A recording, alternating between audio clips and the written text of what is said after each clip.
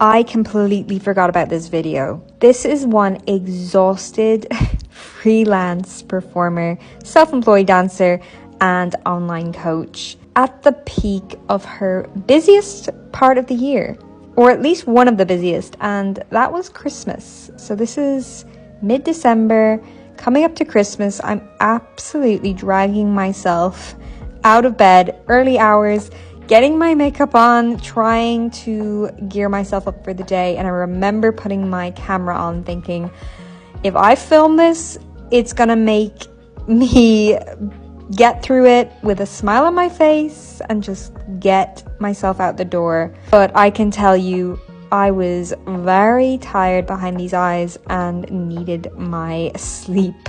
It's also crazy difficult to look after yourself during these periods of time. I find my eating, my sleep, my exercise, my stretch routine, everything goes out the window, and I end up depleted in every physical, mental capacity. And I found this video as I'm in the depth of my least busy part of my year. If you are a performer, particularly a self-employed or freelance performer, you will know exactly what I'm talking about. Sometimes we can have that good year where everything feels pretty consistent, but usually this isn't the case for us all every single year.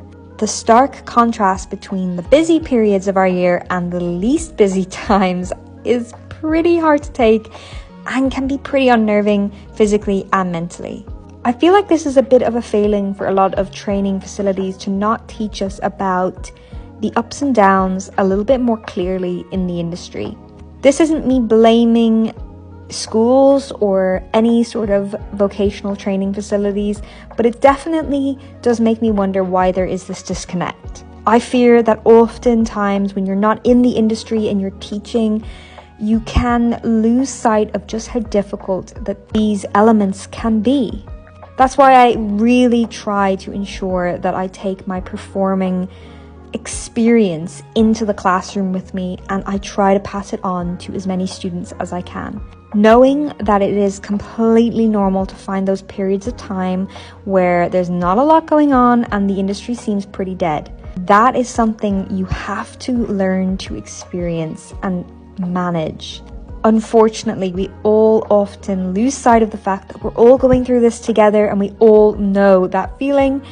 But because we don't talk about it, it's a bit taboo and it can start to feel like you're doing it alone a lot of the time. Let me tell you, this just isn't the case. There are so many performers out there right now that will resonate with what I'm saying.